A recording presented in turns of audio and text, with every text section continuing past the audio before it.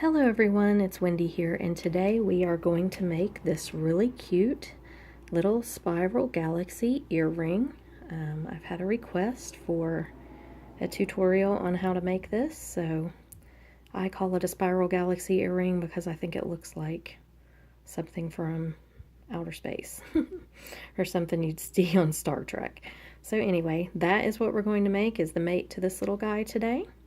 And you don't need very many things to do this. You need some wire cutters, some chain nose pliers, some round nose pliers, a pencil or a small cylindrical item that you can wrap your wire around.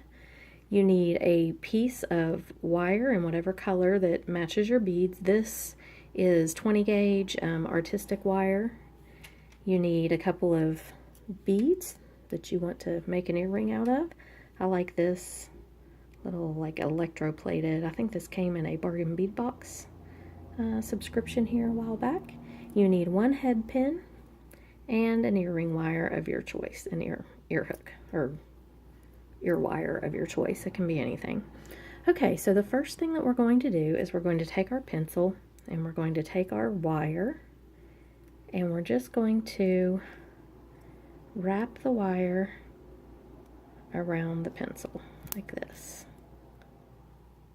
Okay, makes a nice little spiral. I'm going to bend mine out a little bit because I chose really big beads, which was kind of stupid, but I did, so I just made it a little bigger. This wire is very flexible, so you kind of have to be careful that you don't bend it too much. And then we're going to take our round nose pliers and create a very small, the smallest that you can make it, loop at the end of your wire.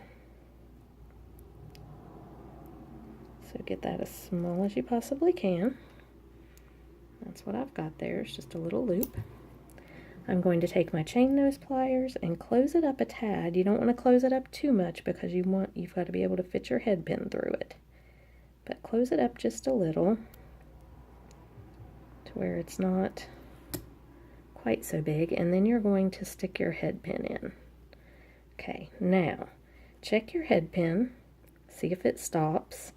If it doesn't, you probably need to close it up a little bit more. I'm going to close mine up as much as I can because I've had too many of these that I've made and then the head pin pops out. But you have to be kind of careful. You don't want to bend your head pin either. I've done that before too. So just close that up as much as you can get it closed. Okay, now you should have this. You've got your wire with your head pin, whoops, coming up through the middle unless it falls out like mine did. And then stick it back in. Okay, now you're going to put on your beads, whatever order that you want to put them on. I've got two little copper looking metal spacers and this big one. And you may have to, make the big one go down in there. It's okay if you bend your wire a little bit. Just force it down in there if you've got one that's kind of large like mine. Put the other one on here, whoops. Okay, and I've got a little design there inside my wire. Okay, so now what I'm going to do is I'm going to take my round nose pliers and I'm going to make a loop at the top, the same as I did at the bottom. Just try to make a small loop.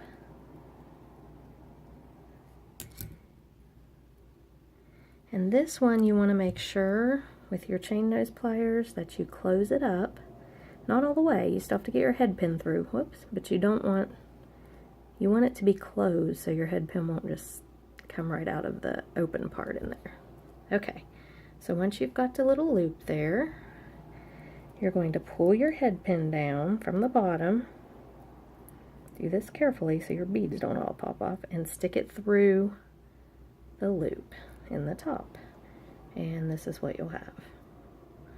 Okay, now don't worry if your wire looks kind of wonky and stuff right now. What I do first is I push the wire down at the top, and we're going to make a wrapped loop. So you push down and you bend at a 90-degree angle with your round nose pliers, bend your wire back up over it like this, you see that? The camera's not wanting to focus. Okay, then you take your pliers and flip them up. So you're just holding it like that. Bend your wire back around to where it looks like this. Grab your loop with your pliers here on the top. And you can take your finger or your hands, or you can take another pair of pliers if your head pin's kind of stiff, and just wrap it around itself. You may have to turn it like that 2 or 3 times. Take your wire cutters and give it a little trim, just like that. And you'll have a little wrapped loop. Now, what you can do is you can take this and you can bend it kind of how you want it. Just be careful and don't bend too much, because if you do, your wire will go out of shape, and you want it to have the kind of the wrapped around look like this. Okay, then you're going to take your ear wire.